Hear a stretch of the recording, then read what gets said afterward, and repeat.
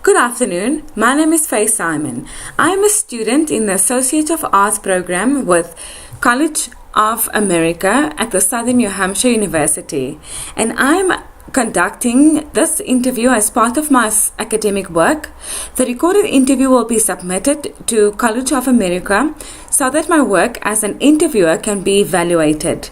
This recording will be used solely for this purpose. Do you have any questions? No.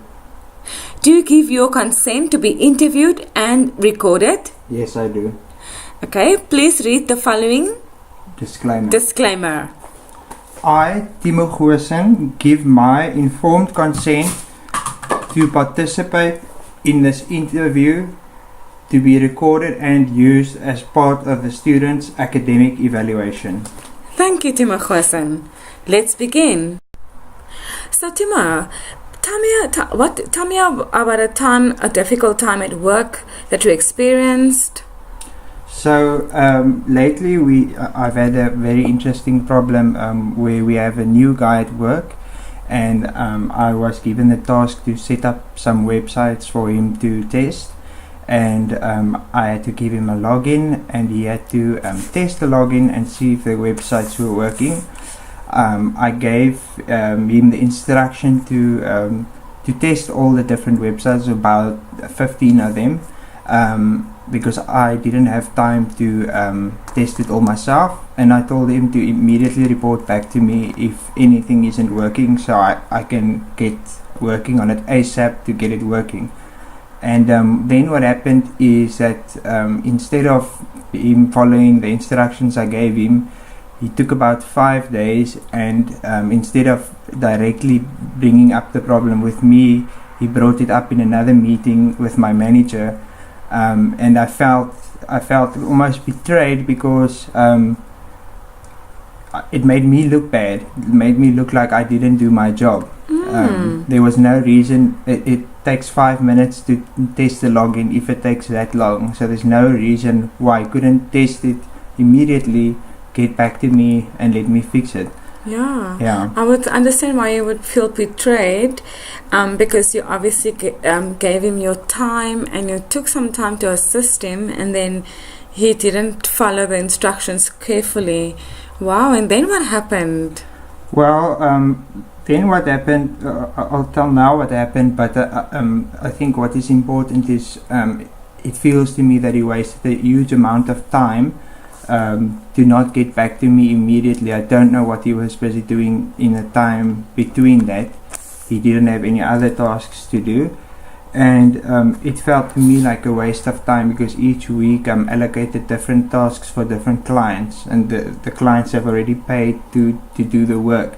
So by the time he brought this up in the other meeting, I was already busy with another client's work, and I can't just tell the client, I'm sorry, I have to put your work on hold, there's something from a week ago that now came up. So then what I did is I contacted one of my superiors, and he happened to have some free time, fortunately at that moment, and at that moment he could verify that the new guy wasn't able to log in, and he also helped me to solve the problem, which was interesting, because first I thought this guy was just playing for time and that there wasn't really actually a problem, and then we realized that he genuinely couldn't log in and that there was a problem.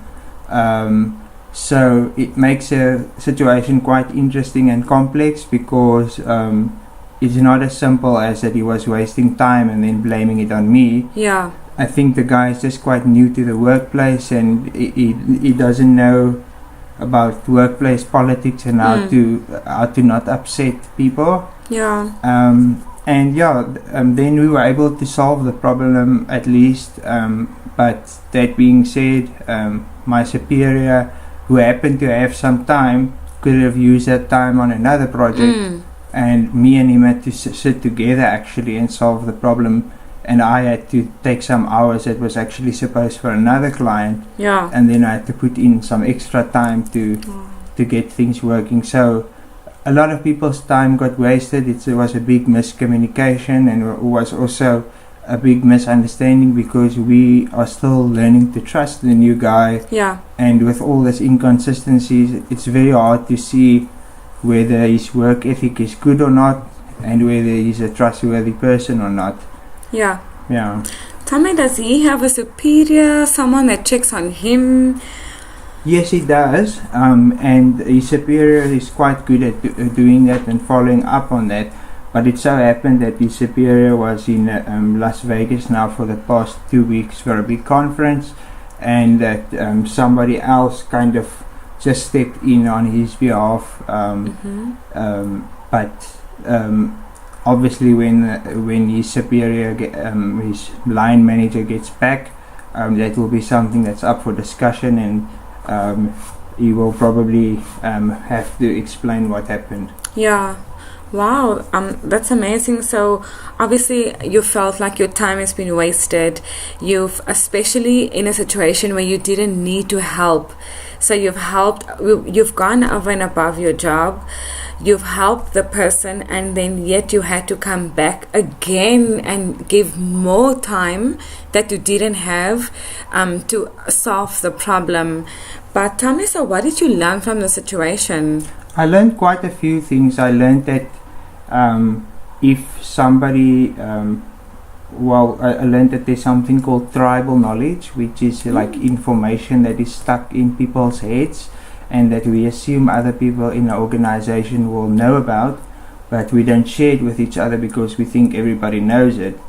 But that's not true. And then when the person with that knowledge isn't present, it creates a big gap in the organization and a big problem. So I learned that it is very important to put a big emphasis on documentation and sharing information for in case somebody isn't there, for in case somebody passes away, has a family emergency, or even decides to go and work at another company, because some knowledge needs to be retained in order for the organization to function properly.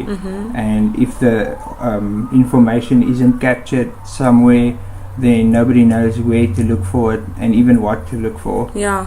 Another thing I learned is that if you are not nice to the people that you work with, they are going to do the absolute minimum to try and assist you, and it's going to make your own life very difficult. And I think what this guy, who I'm not going to name, the new guy, did wrong was to do some things that maybe he wasn't consciously aware of, like, for example, jumping the gun, going to my manager instead of going to me to tell me what's wrong. Yeah. And that made me feel like I wanted to do the minimum to help him, and that slowed down the process even more. Where if he was more friendly towards me and he he was more polite towards me, I would have been much more eager to give some of my time freely to him without complaining about it, and help him solve the issue more quickly. And I can see that in the rest of the organization, because people saw how he treated me and they're scared it will happen to them, so they will do the absolute minimum to help him. So he's kind of jeopardizing himself. Yeah. And I think that comes down also to social skills and emotional IQ. So it's very important to treat the people you work with, especially your superiors, with respect, and to really respect their time and boundaries, so that they really will want to go out of their way to help you, because that will only benefit you. Yeah.